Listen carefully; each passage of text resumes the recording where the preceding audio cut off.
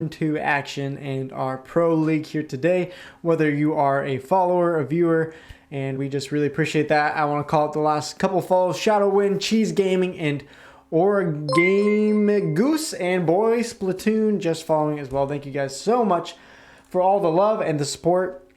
Even if some games aren't being played on stream and all the little bit of the messiness we'll talk about for the Pro League. But thank you guys for the support. Anyways, right now we're going to try to get Yeet from Stargaze, team captain. Yeet, can you hear us now? Yeah, I can. Sweet. Awesome. Thank you, Yeet, for being here. Even though it was a tough 0-3 today against Whole Lotta Rage. I saw you guys in the chat saying that you were betting on Whole Lotta Rage yourself, so I'm guessing it's no surprise to you guys? Well, I mean, first time I encountered Whole Lotta Rage was actually the first tournament that I held with my teammates, Stargaze, and they just like swept basically the entire thing. You know, they were using these kind of like really whack comps, like all rain and stuff like that. So, I mean, if I see these teams that I play against and kind of go even with get absolutely destroyed, um, it's it's a good incentive, I think, though, for me at least, because, you know, I wanted to take a game off of them, but I'm not upset. I'm not upset as I usually would be, I think. You know? Yeah, no, totally. When we were talking about you guys on the desk, that there were so many close games within that, it felt like you guys could have won.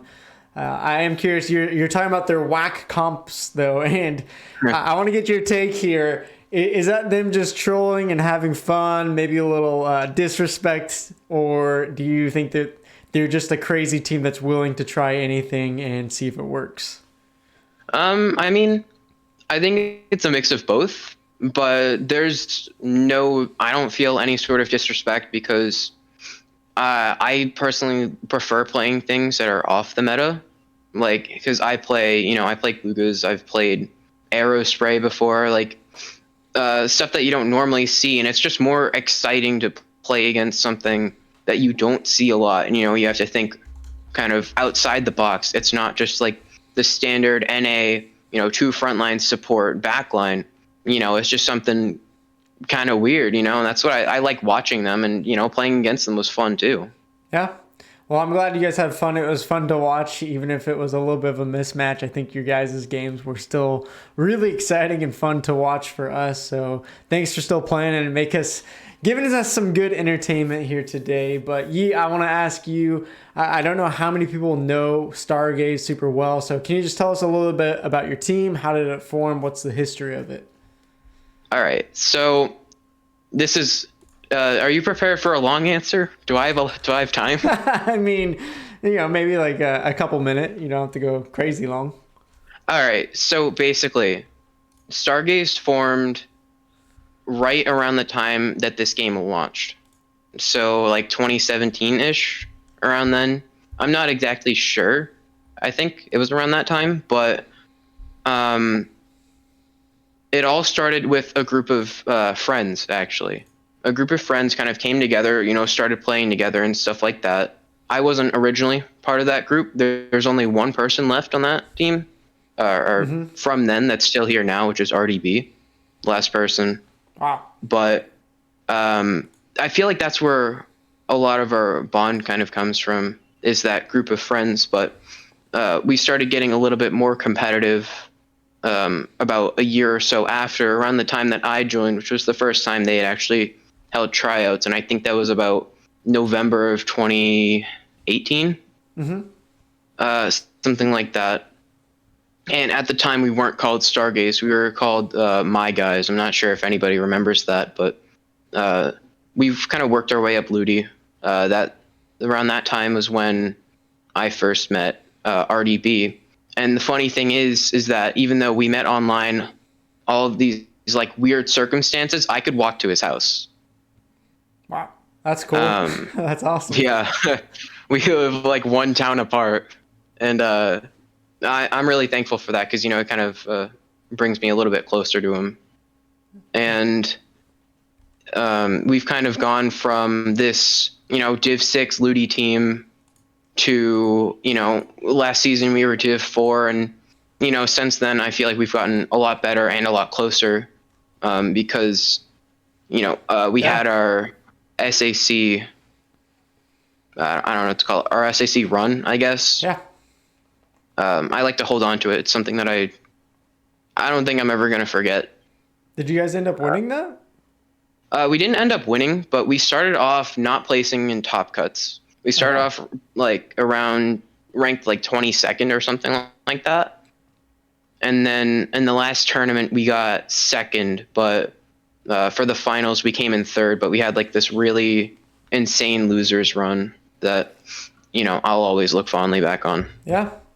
I That's can awesome. confirm because Persistent was playing in SAC. I can confirm they were insane. Well, awesome. Thanks for telling us about your team. And a couple people in the chat recognize my guys in IPS saying that's so long ago. So apparently some people will still remember you. And Yeah. that's kind of cool. And I'm curious for you because, the way that WTP is set up for season 3 and we're still trying to figure it out. But the top 8 teams that apply come to the Pro League. And you guys got put in the Pro League. Stormy made a comment here on the analyst desk today that maybe you guys are more of a high-level amateur team.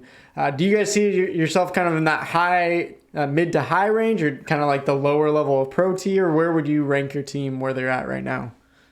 I feel like we're at like a really weird spot when it comes to rankings, because ever kind of since Ludi, we like to think that we were part of that, Div 3 outcasts kind of put into a group of Div 4, even though we were kind of a Div 3 skill. But I understand that. I definitely get that. We're kind of on the line. On our off days, I'd say that we might not be Pro League, but when we have our good days, I definitely say that we're there. Yeah. So how do you guys as a team getting into this Pro League, playing against other top level teams? How are you guys focusing on improvement over the season? Or do you guys have specific ways you're trying to train and practice up so that you can start taking down these top level teams? I think we're already at the part where we can take down these top level teams. Right now, I'm trying to focus on our mentality. A lot of what our match results come down to is just how we're feeling. That's really it. We're not, the only thing that's holding ourselves back is us. It's just, are we in a good mood? Are we not? Are we laughing? Are we just kind of like serious? Last week we definitely could have beaten Micklin, but we came off of some stuff that happened and everybody was just kind of feeling out of it. So we played out of it. Today we kind of go in feeling all right. We're a little bit pumped up, and I feel like it kind of showed a little bit here. Yeah. But if a team like Whole Lotta Rage or even Priority, like we had a really good day in High Ink when we were able to take that game off of Priority, and I think we have that kind of potential, and that's what just motivates me. Yeah.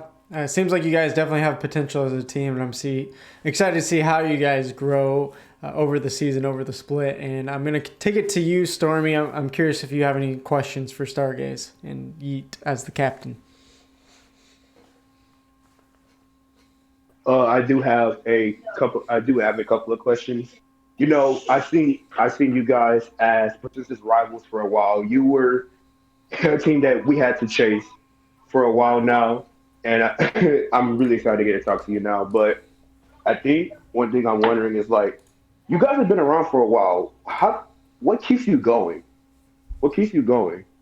I think it's different for everybody. For me personally, I picked up this game because, at the time there was a lot of stuff that I really liked doing. I was decent at like the Pokemon card trading game at the time, but I couldn't really seem to get super good at it. Same thing kind of goes for Smash Bros and Mario Kart and a lot of the games that go for it. But with Splatoon, there's something different about it to me, and I wanted to prove to myself that I could get good at something. All of this is just kind of for me. For building up my own confidence because, I wasn't super confident like in myself 2, 3, 4 years ago. Really? And, now I'm like, I can talk to other people. I don't have to be like afraid of like what I sound like, what I look like, what I say. I can just kind of own it and go for it. And a lot of that has come from playing Splatoon and playing with these people that you see or like you talk to, almost every night. And you just work together, and it just feels really nice. And that's what keeps me going. Indeed. Yeah, well, that's awesome to hear. I'm glad to hear you got some of that confidence from Splatoon. That's really special. That's really cool. And I'm going to turn it over to Cassie. Do you have any questions here for Stargaze as well? Oh, maybe you're gone. He's dead. Sorry, my apologize. My mic was up. We were. I had like the entire like thing paraphrased in my head. Anyway, so we were over having this conversation earlier within this episode. I'm just gonna call it an episode for now. But we were over earlier in this episode talking about burnout and mentality and all that. It's something that's very difficult to keep, especially during these days. And do you have any specific tips that you could possibly have to the audience, maybe to like avoid things, maybe such as burnout, maybe such as when teams disband? There was a point where I feel like the entirety of Stargaze as a team was in jeopardy back like late August-ish. I think it was right after Inkstorm 8. You come off of a night like SAC back at the end of June, and you're just kind of in a really weird spot because now you don't have something that's like really hyped up. You're coming off of something like that, and it feels like you're not going to get back to it.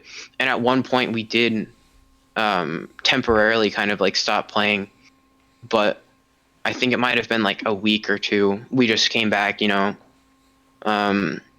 but when it comes to avoiding any kind of like burnout or something like that, I say it's all right to have a little bit of burnout sometimes, because you can still come back to it. I think, it can be for however long you want, because at the end of the day, other stuff is more important than Splatoon. Like you can take a small break for like mental health, or just focus on something else that you might be interested in. But if you still want to play Splatoon but you don't really want to play competitive, I just say like grab a pair of friends or something like that. Just play League, goof around. Just do something that makes you discover how much you love this game again. Yeah. I love what you're saying. It seems like you have a lot of wisdom. I don't know how old you are, but I love what you're spitting now. There's some great wisdom in there. And apparently we're going to have like an hour-long podcast session with you or something like that, because you're spitting good things. But I'm a little bit of a talker. I'm sorry. No, you're good. It's all good stuff. I do want to take a second to just thank the anonymous tipper for the $10 adding to the prize pool. Much love and appreciation to you there. I'm going to pass it on to Zach. So Yeet, beware. This question from Zach might change your whole life. So I don't know how to prepare you for it, but here I'm it excited. Oh Lord! Before I ask the question, I just want to say, Yeet, that you are absolutely wise beyond your years, and watching your team play today was very inspiring. And I think even from having a team that's starting from the beginning of Splatoon 2, now with the announcement of Splatoon 3, I think you guys are the up-and-comers coming into that game, and I hope that you guys are able to press on to that game as well, to Splatoon 3. I'm just really, really cool to hear from you today, hear you in positive spirits, because your team absolutely came out looking like $1 million today, even in loss. So with that said, I'm having a lot of vertigo problems. Do you have any just ideas of what I could do? Like I know that you're not a doctor, but I'm looking for anything I can get at this point. Please help me out. For what? For vertigo. What? You want to explain Vertigo real quick? Yeah, one sec. Let me just Sure. Yeah, sure, look it up. What the heck I'm is just gonna Vertigo? I've WebMD that never real heard of quick. Okay, awesome. If Even I I'm remember confused. Vertigo, I'm a fascinated. Wait. Zach, Okay. So. are you pregnant? Oh no. No. All right. Wait. So you said something about Dude. vertigo, right? Look, I Yeah. took the pill. I took the Okay. pill last night, guys. Come on. All right. Did you do something? All right. So, do you put cotton swabs in your ears? Oh, every once in a while, yeah. I think you should stop that. Okay. I appreciate that. Yeah, that's my answer. Shermie says vertigo can be cured by drinking ketchup. I don't think that's true. I really don't think that's true. If that is true, then Well, I'm thank never you. Thank you for the catching advice. Vertigo I because appreciate eat it. a lot of ketchup. I don't know. I don't think it's not. Don't quote me on anything here. I'm not a doctor. I swear.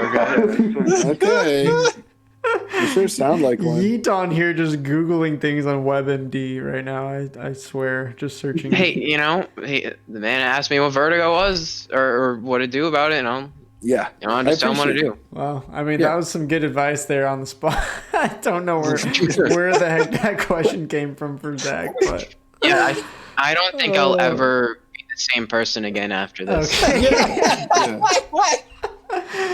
Oh man! All right, well, let's move on. We're gonna wrap up the stream here in a second, but let's take a look at the standings before we move on. And we have a couple teams. We are now down to 5 teams, with a couple teams dropping off. Whole lot of rage still undefeated. Although Jackpot looking good though as well, still undefeated.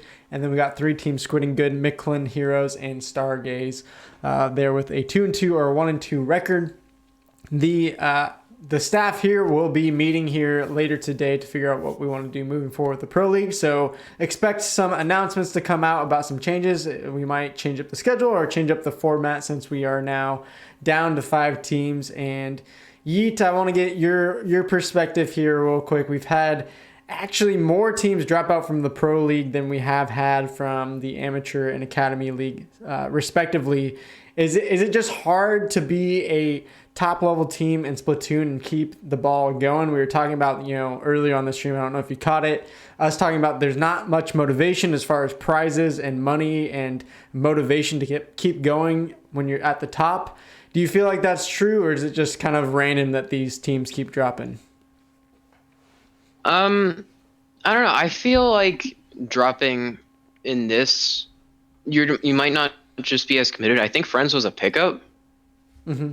But, I mean, I kind of understand, not having a lot of motivation. Maybe not when it comes to top level, but I'll even kind of speak for mid-level. Once you get past, from personal experience, actually, once you get past kind of that low level, I don't know what to call it. It's just there's just so much available for low level. Because I can name Minnow Cup, Low Ink, SAC, everything kind of like that, where you have that level cap. Once you hit that level cap and you're above it, you have no idea what to do. You're gonna enter into these weeklies, like an SOS or a testing grounds or something like that, and you might just keep losing, and it's going to be hard to get through it. Like I said, kind of what I went back through in late August. It's going to be hard to get through it, but if you do get through it and you can get better, you don't have to look at these tournaments, these open tournaments like 0-2, that's my night. You can look at it like, all right, there are 2 shots for an upset. There's 2 shots for an upset every week. If you can get those upsets going, you can build up that kind of confidence, you can get better. And it just, when you hit that top level, you're going to enter in these weeklies, you can win, but I know there's not as much put into that top level, and that mid levels are in for the low level. Yeah. Well, we'll see if we can fix that problem here at WTP. I'm sure a lot of other leagues are trying to figure it out as well. And, I think I totally agree with you. I've seen Even though I'm more new to the Splatoon competitive scene this year, I feel like I've seen a lot more effort be made towards those mid-level teams or low-level teams, and some of the top-level teams are kind of just sitting there figuring out what to do. And there's a few leagues, there's a few tournaments that they can enter in, but I think it's something that maybe the Splatoon community definitely needs to work towards. But for now, we're going to end the stream. We're going to raid In-Game TV. Speaking of which, another great channel that has led great tournaments by Sendo or K-Bot, and a lot of great Splatoon 2 action from there. They have, I think, a podcast right now going about Splatoon. So we'll take a hashtag WTP raid there. I'll see you guys on the other side. Remember that, of course, Friday this upcoming week is going to be back to the Amateur League action. Some of the best action we've seen, and we are hyped for that. Pro League will give you guys an update next Sunday of what's going to be happening, or you'll be able to see that in our Discord or Twitter. And of course, Saturday, of course, is as well the Academy League action, some of the lower level teams, but amazing teams going at it, playing hard, and I think Valorok, yes, you should be streaming that. So we'll see you guys next time. Join the raid, and we'll see you guys over there. Peace out.